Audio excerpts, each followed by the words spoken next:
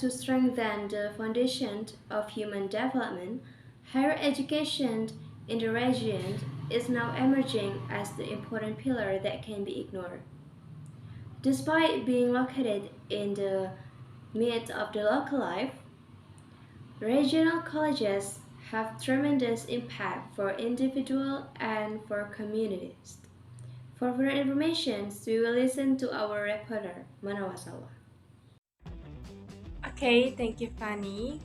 Good morning and good day for all. I'm Manuel Salwat.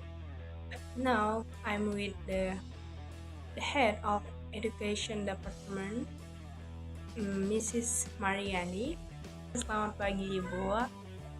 Saya ingin nanya nih, eh, apa arti pendidikan bagi Ibu sendiri?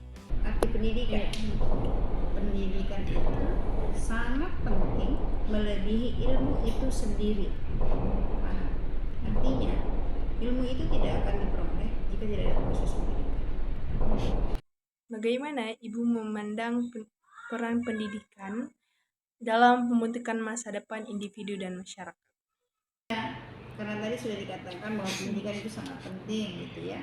Jadi pendidikan itu harus dilaksanakan tidak hanya oleh stakeholder. Stakeholder itu artinya gini ya. Di dalam penyelenggaraan pemerintahan itu ada 5 peran utama untuk menyelenggarakan urusan pendidikan ini supaya berjalan dengan baik gitu ya. Yang pertama pemerintahan. Pemerintahan itu kan terdiri dari legislatif, yudikatif, eksekutif. Kemudian yang kedua dunia usaha. Ketiga masyarakat. Keempat akademisi. Kelima media gitu ya. Jadi kalau di era digitalisasi sekarang ini 5 komponen ini harus saling bekerja sama. Bagaimana untuk membentuk tadi tujuan pendidikan membentuk karakter individu maupun masyarakat itu sudah pasti karena tujuan pendidikan sendiri di dalam Undang-Undang Nomor 2 Tahun 2003 tentang pendidikan nasional itu tujuannya ada ya, mungkin adik-adik juga udah tahu, membentuk karakter mental masyarakat dan sebagainya ya, itu sudah pasti. Bagaimana ini bisa tercapai? Pertama, kita di dalam dunia pendidikan itu kan ada komponen yang harus dipenuhi. Pertama dari kebijakan pemerintah yang harus mendukung, ya kan. Kemudian yang kedua dari SDM-nya harus dipenuhi. Ketiga dari sarana prasarana yang harus dipenuhi. Kemudian yang keempat itu dari pembiayaan dan anggarannya harus ada. Jadi untuk ini dulu namanya method, man, mesin sama money, 4M ya. Jadi ini harus dipenuhi semuanya.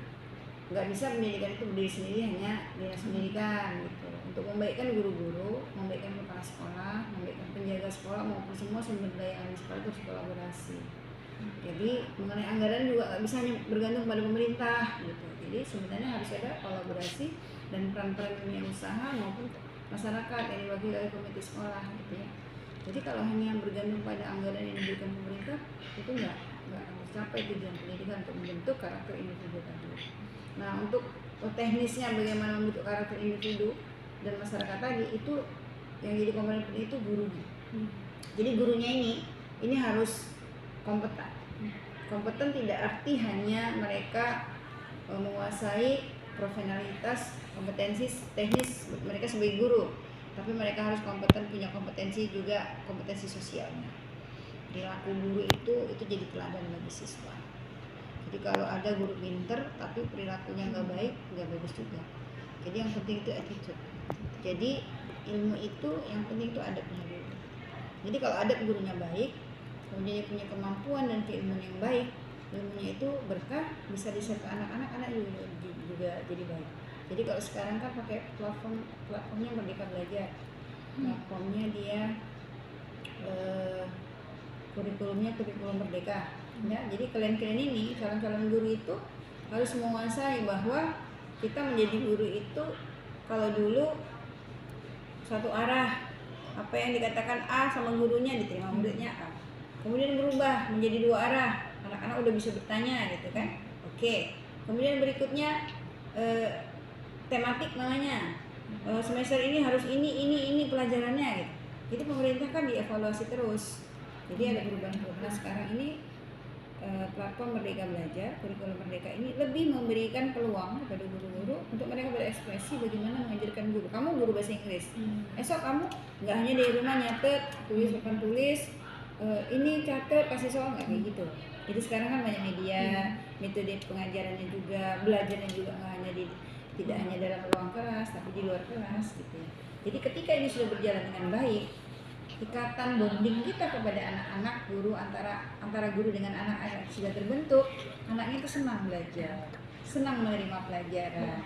Jadi kalau tadi guru itu teladannya, kalau gurunya baik insya Allah anak siswa-siswanya itu akan baik. Karena biasanya kalau siswa, apalagi tanggung jawab pemerintah kabupaten kota kan siswa pendidikan dasar ya, SD dan SMP, ini kalau sudah mengidolakan guru, orang tua pun kalah gitu. Jadi betapa penting. Jadi memang pendidikan itu sangat-sangat penting untuk membentuk karakter individu. Kalau masyarakat ini tidak dari individu-individu yang baik akan terbentuk masyarakat yang baik. Tapi pendidikan ini tidak hanya tanggung jawab sekolah, tidak hanya tanggung jawab tapi tanggung jawab masyarakat. Jadi pendidikan keluarga. Jadi ini harus kerjasama. Makanya saya selalu menyarankan kerjasama antara orang tua dengan pihak sekolah. Harus buat pertemuan rutin antara orang tua dan sekolah. Begitulah kira-kira.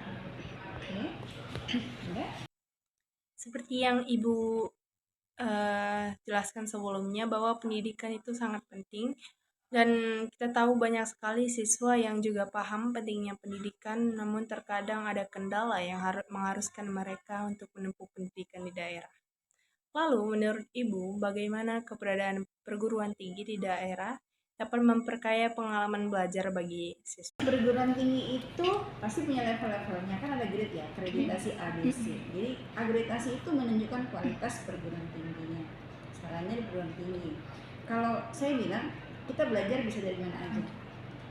Jika seseorang mempunyai keinginan dia untuk meningkatkan kapasitas dirinya melalui dia kuliah, dia nggak sanggup nih kuliah keluar daerah. Keluar daerah mungkin ada lebih baik, tapi yang ada di dalam daerah. Jadi dia membangun kapasitas dirinya dengan kuliah di dalam daerah, perguruan tinggi ada di daerah. Ini sangat membantu sekali. Yang di Tanjung Balai itu ada Politeknik, ada Istiqlal Hikmah, ada STAI Nurul Ilmi, banyak.